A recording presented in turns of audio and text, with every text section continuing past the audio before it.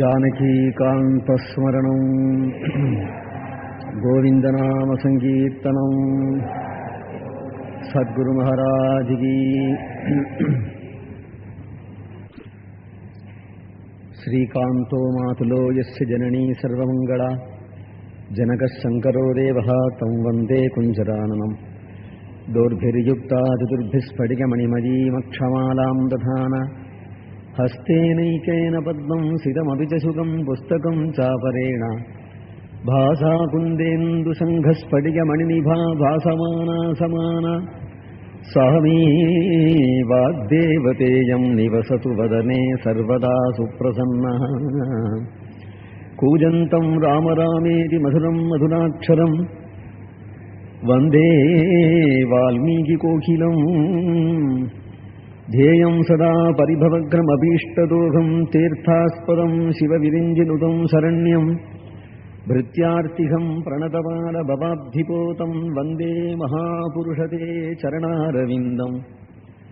त्यक्त्वा सुदुस्त्यज सुरेप्सितराज्यलक्ष्मीं धर्मिष्ठ आर्यवचसा यदगादरण्यम् मायामृगं दजितजेप्सितमन्वधावत् वन्दे महापुरुषते चरणारविन्दम्। नाम संकीर्तनं यस्य सर्वपापप्रणाशनं प्रणामो दुःखशमनः तं नमामि हरिं परम्। जानकीकान्तस्मरणम्।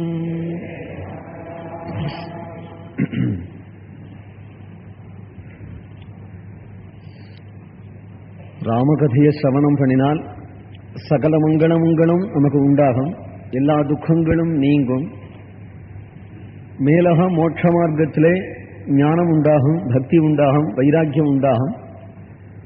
விஷ்ணு பதம் சாஸ்வதம் என்கின்ற சாஸ்வதமான விஷ்ணு பதமும் அவனுக்கு பிராப்தமாகும் என்றெல்லாம் அதனுடைய பலஸ்ருதிகளை ராமாயணமும் சொல்றது. ராமாயண மகாத்மியத்தை சொல்லக்கூடிய ஸ்காந்தாதி புராணங்களும் சொல்றது. ஸ்வயம் சர்வலோகேஸ்வரனான பகவானே அவதாரம் பண்ணி ஒரு பெரிய சரித்திரத்தை நமக்கு ஐகிக ஆமுஷ்மிக க்ஷேமத்துக்காக ஸ்தாபனம் பண்ணியிருக்கும் பொழுது அதை சிரவணம் பண்ணின மாத்திரத்தினால நாம் க்ஷேமம் அடைவோம் அப்படிங்கிறது அர்த்தவாதம் இல்லை, சத்தியம். மிகைப்படுத்தி சொல்லித்து அப்படின்னு சொல்ல முடியாது. பொழுதுபோக்குக்கு ஒரு கதை இல்லை. அன்றிலிருந்து இன்று வரையிலும் ராமாயணம் சாஸ்வதமாக லோகத்தில் இருந்துருக்கு அப்படின்னு சொன்னால் அதை சிரவணம் பண்ணினால் நாம் க்ஷேமம் அடைகிறோம் அப்படிங்கிறது தானே காரணம். எவ்வளவு குடும்பங்கள் இன்றைக்கும் ராம கதையில ஏகதேசம் படிச்சோ பூரா படிச்சோ க்ஷேமத்தை அடைஞ்சிருக்கிறார்கள். சுந்தரகாண்டம் மட்டிலும் படிக்கிறாள் சில பேர், ராமாயணம் பூரா படிக்கிறாள் சில பேர். என்னென்ன பலன் வேணுமோ எல்லாம் அந்த சரித்திரத்திலேயே கிடைச்சுருக்கு. கல்யாணம் ஆகணுமானால் சீதா கல்யாணம் படிக்கலாம். கல்யாணம் ஆகி தம்பதிகள் பிரிஞ்சுட்டாள் அப்படின்னு சொன்னால் அவர்கள் சேர்றதுக்காக சுந்தரகாண்டத்திலே அங்குலீக பிரதானம். சுந்தரகாண்டத்தில் அங்குலீக பிரதானம். கடைசியில சீதையும் ராமரும் சந்திக்கிறது யுத்த காண்டத்தில். ஆரோக்கியம் வேணும் அப்படின்னு சொன்னா ஓஷதி பர்வதத்தை ஹனுமார் கொண்டு வர்ற கட்டம். தனலாபம் வேணுமானால் சுக்ரீவ பட்டாபிஷேகம், விபீஷண பட்டாபிஷேகம். புத்திரலாபம் வேணுமானால் ஸ்ரீராம ஜனனம். மோட்சம் வேணுமானால் ஜடாயு மோட்சம், சபரி மோட்சம். இப்படி அந்தந்த காண்டங்கள்ல இன்னது பலன் என்று பிரத்யேகமாகவும் மகர்ஷிகள் எழுதியிருக்கா. ஸ்காந்த புராணத்துல ராமாயண மகாத்மியத்துல இன்னென்ன காண்டம் படிச்சா இன்னென்ன க்ஷேமம் உண்டாகணும்னு. அதை தவிர கிரகங்களால வரக்கூடிய பீடைகள் நிவர்த்தியாகணும், பூத பிரேத பிசாசங்களால வரக்கூடிய சிரமங்கள் நிவர்த்தியாகணும் அப்படிங்கிறதுக்கும் கூட ராமாயணத்துல இன்னென்ன கட்டங்கள் படிச்சால் நிவர்த்தி ஆகும். அப்போ இது ஒரு கல்பக விருட்சம். அதனுடைய அடியில போய் உட்கார்ந்து கொண்டால் எது வேணுமோ அதெல்லாம் கிடைக்கும் அப்படிங்கிறதானே கல்பக விருட்சம் காமதேனு என்று. க்ஷீராத்திய மதனம் பண்ணும் பொழுது சில பொருள்கள் உண்டாச்சுன்பா. அப்பொழுது காமதேனு உண்டாச்சு, கல்பக விருட்சம் உண்டாச்சு, சிந்தாமணி உண்டாச்சு. இதெல்லாம் க்ஷீராப்தி மதனம் பண்ணும் பொழுது உண்டான பொருள். சிந்தாமணின்னு ஒரு மணி இருக்கான், ஒரு ரத்தனம். அதை மோதிரம் பண்ணியோ கையில போட்டுனுட்டால் சிந்தித்ததெல்லாம் பலிச்சுட்டே இருக்குமா. அது எவ்வளவு தப்புங்கிறது அப்புறம் தான் தெரியும்.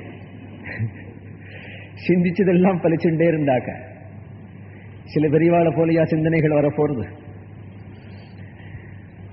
அதே போல காமதேனுன்னு ஒண்ணு இருக்கு. அந்த மாட்டை ஆத்துல வாங்கி கட்டின்னு விட்டால் அப்புறம் வேற ஒன்னும் சாமான் வாங்க இங்கேயும் அலைய வேண்டாம். எல்லாம் ஆத்துலயே 1000 பேருக்கு சாப்பாடு போட்டுடலாம், நமக்கும் கிடைக்கும். மாட்டை வச்சுட்டே தான் சில பேர் மாதிரிலாம் பண்ணிருக்கான்னு தெரியறது ராமாயணத்தை பார்த்தாக்க. ஒரே ஒரு மாட்டை வச்சுட்டே காமதேனுங்கிற மாடை, கல்பக விருட்சம்னு ஒரு மரம் தப்பி தவறி எங்கேயாவது கல்ல தென்பட்டு புடுங்கி ஆத்து கொலையில வச்சுட்டோம். ஆனால் அதனுடைய அடியில குடுத்தனம் இருந்தா நமக்கு என்னென்ன வேணுமோ அவ்வளவும் கிடைக்கும்.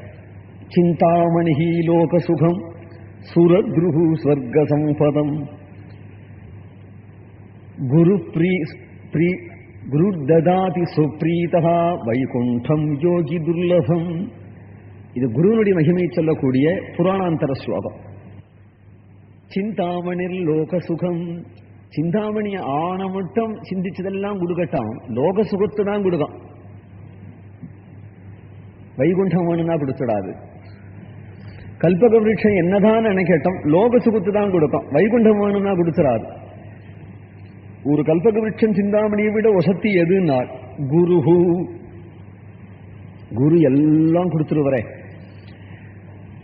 இகலோகத்திலையும் சௌக்கியமா இருக்கிறதுக்கு ஆசீர்வாதம் பண்ணிடுவார், பரலோகத்துக்கும் கதவை திறந்து வச்சிருவார். அதுபோல குருவை போல உண்டோ லோகத்துல அப்படின்னு குருவனுடைய பெருமையை சொல்லக்கூடிய ஸ்லோகம்.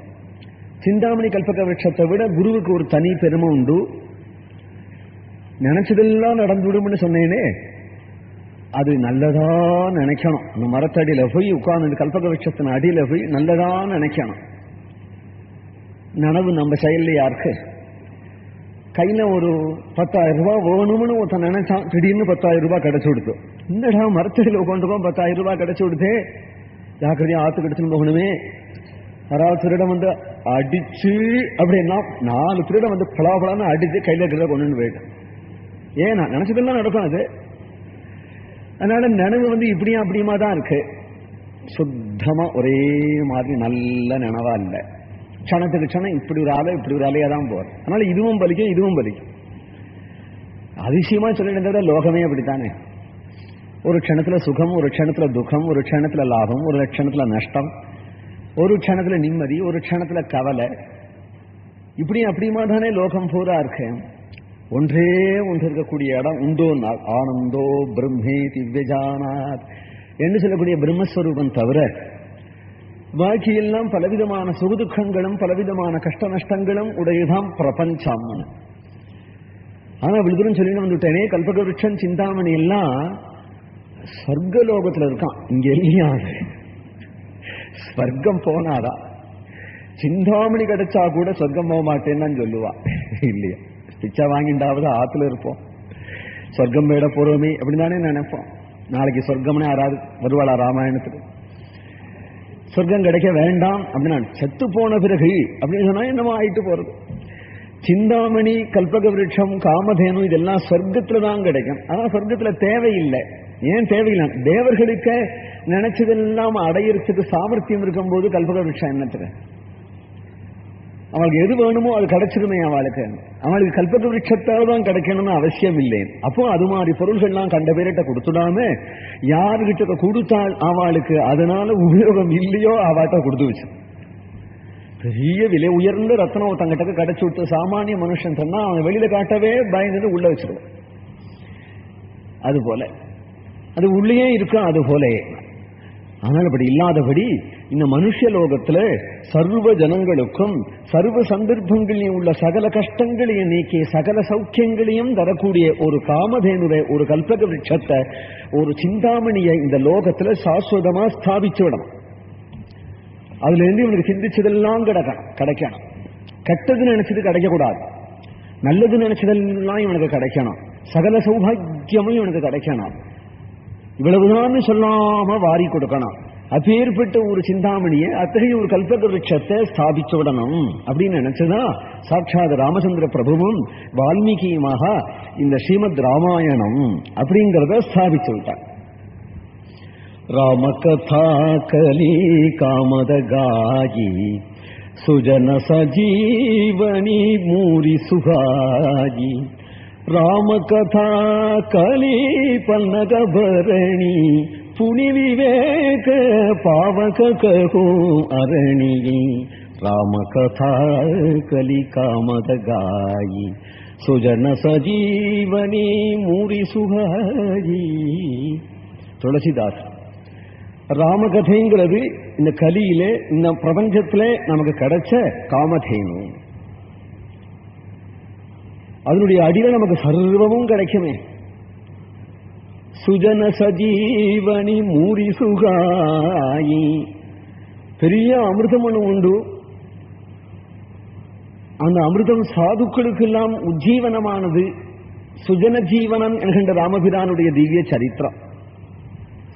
ராம கதாமிருதம் அதை சாப்பிட்டுட்டு அமரலோகம் கூட துச்சம்னு சொல்லிருக்கார்கள். இவர்களே அமரர்களாயிடுறார்கள். ராம கதாமிருதத்தை சாப்பிட்டுட்ட சாதுக்கள், அப்பேற்பட்ட அமிர்தத்தை தரக்கூடிய காமதேனு இது.